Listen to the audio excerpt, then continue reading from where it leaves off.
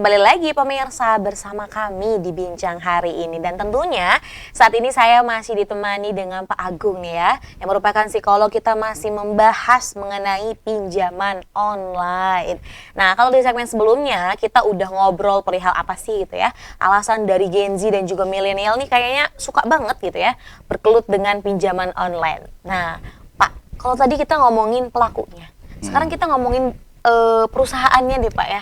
Sebenarnya nih ya, strategi apa sih Pak yang memang digunakan oleh perusahaan sehingga ini bisa membuat Gen Z dan juga milenial nih kok sebegitu tertariknya dengan pinjaman online? Silakan Pak. Ya, yang pertama itu ini ya, yang jelas pinjaman itu mudah diakses, itu apa-apanya di situ. Jadi itu yang kemudian membuat orang itu akhirnya ya nggak perlu ribet-ribet lagi untuk ke sana gitu, untuk dapat. Kemudian yang kedua, bahwa pinjaman itu seolah-olah gitu ya, seolah-olah ini kan teknik marketingnya, seolah-olah itu menjadi penyelamat gitu ya. jadi Pahlawan kesiangan gitu ya Pak ya. Iya, itu adalah salah satu solusi di antara sekian solusi itu yang paling realistis gitu ya.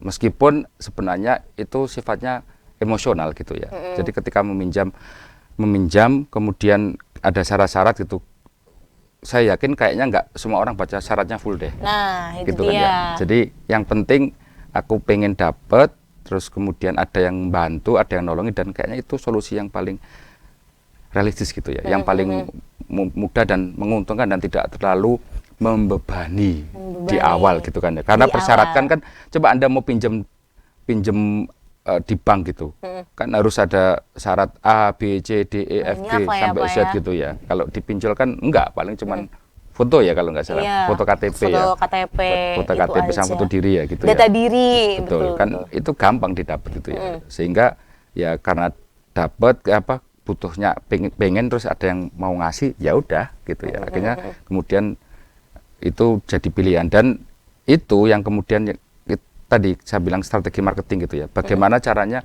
ya sama kayak rokok ya. Rokok itu sesuatu yang sebenarnya nggak enak gitu ya. Bagi yang belum pernah gitu ya. Bagi yang belum pernah dan belum kecanduan. Karena rokok kan digambarkan sebagai sesuatu yang heroik, indah, pahlawan, keren, ganteng gitu kayaknya. Jadi kan pokoknya merokok itu keren gitu kan. Sebenarnya di balik pesan itu adalah merokok itu keren gitu ya. Bagi yang mau pertama kali merokok, perokok pemula gitu. Sama dengan pinjol itu berarti penyelamat gitu ya. Jadi akhirnya orang itu, oh iya ya, oke. Meskipun akhirnya ketika udah masuk sulit untuk keluar gitu kan. Sama dengan rokok, begitu udah masuk sulit untuk keluar gitu sih. Sehingga itu yang kemudian dipakai, caranya ya kan gampang gitu ya. Cuman selisihnya cuma 0,0, ya bunganya cuma 0,01% gitu kan ya. Kayaknya orang hitung-hitungannya itu kan harga psikologis sama. Hanya 999, oh 900.000 padahal 1 juta. Iya kan gitu sih. Mungkin itu yang kemudian dipakai tentu dengan bahasa-bahasa marketing yang lainnya, yang intinya menunjukkan bahwa itu tuh sesuatu yang ya solutif gitu ya, untuk solusi apapun gitu ya, terutama solusi finansial. Gitu apalagi sih. kan tadi ya saat ini nih orang-orang nih punya banyak kebutuhan ya gitu ya Pak ya tadi, dan akhirnya ketika mentok nih ada penyelamat pinjol. Betul sekali. Tapi sebenarnya kalau misal tadi ya tidak mempertimbangkan hal-hal lainnya, urgensi pastinya ya tadi bahkan bukan menjadi penyelamat, jatuhnya ya nanti akan menjadi penyakit baru seperti itu. Dan tadi seperti yang Bapak sampaikan juga yang namanya perusahaan ya Pak, nggak ada yang mau rugi.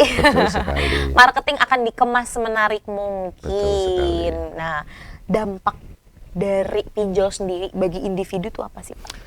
Ya, yang pasti ya stres pasti ya, karena ditagih-tagih gitu. Nah itu tuh Pak, ngomongin tagih-tagih pinjol kayaknya kita akan bahasnya seru nih Pak.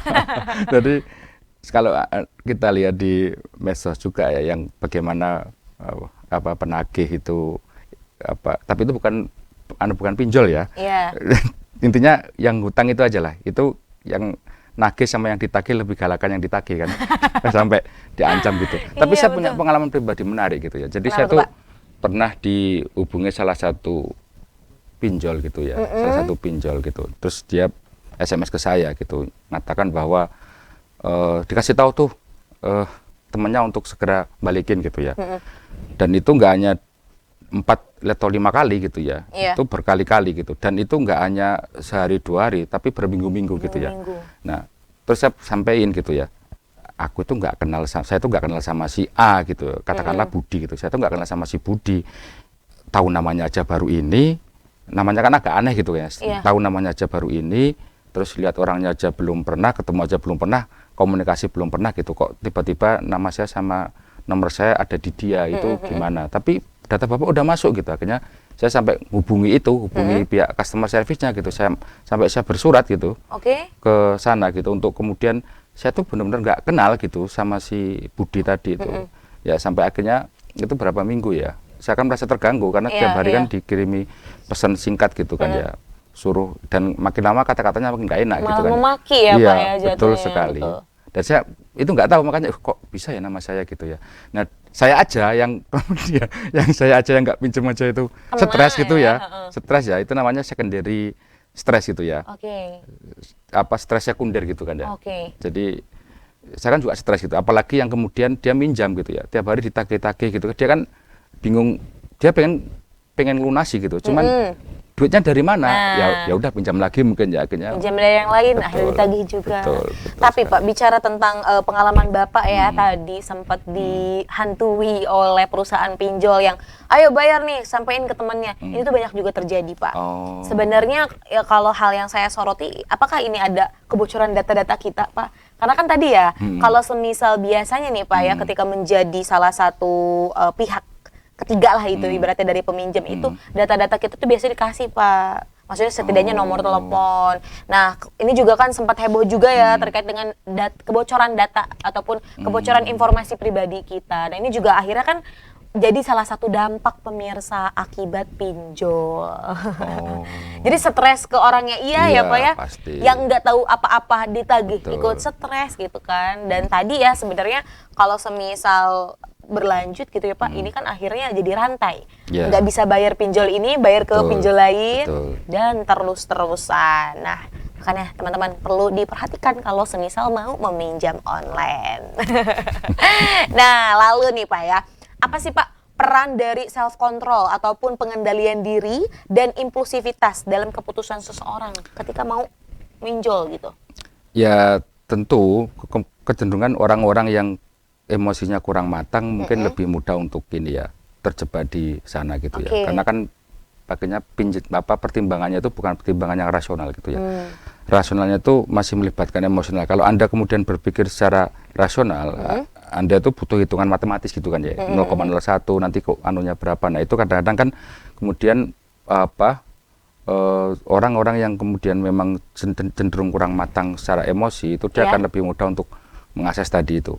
Nah, tetapi juga ada hal yang lain juga, misalnya kemudian ini ya jobless gitu misalkan dia nggak punya pekerjaan terus sementara misalnya dia harus Membayar. betul sekali. Nah, makanya itu bisa jadi mungkin solusi yang dia pikir udahlah nggak apa-apa nanti insya Allah rezeki Rezeki mah ada. gitu kan ya.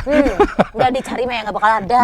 Nah, itu kan berarti kan cenderung masih emosional kan gitu Ya. ya. Ya kalau rezeki kalau memang mau dapat rezeki ya berarti misalkan bekerja apapun pekerjaannya misalkan begitu ya. Apapun pekerjaannya gitu. Cuman kan akhirnya kan pinjol itu jadi salah satu solusi gitu ya. Karena ya mungkin strategi marketingnya bahwa memang pinjol itu salah satu solusi yang solutif gitu ya.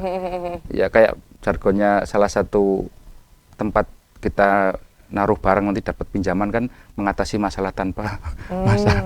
Mengatasi masalah tanpa masalah ya Betul Pak ya. gitu kan ya. Jadi Ya. kebanyakan begitu. Tapi memang iya, mungkin mereka yang kontrol emosinya kurang gitu, mungkin mereka lebih mudah untuk mengambil keputusan secara impulsif gitu sih. Jadi lagi dan lagi sebenarnya itu balik ke diri sendiri. Betul. Bagaimana kita bisa mengelola nih emosional dan juga tadi salah Betul, satunya betul. hal-hal yang lain ketika kita mau mempertimbangkan seperti Betul. itu. Nah, Pak, kita akan break lagi. Break lagi ya. Oke, Dan siap. kita akan kembali sesaat lagi pemirsa. Maka dari itu jangan kemana-mana, tetap bersama kami di Bincang hari ini.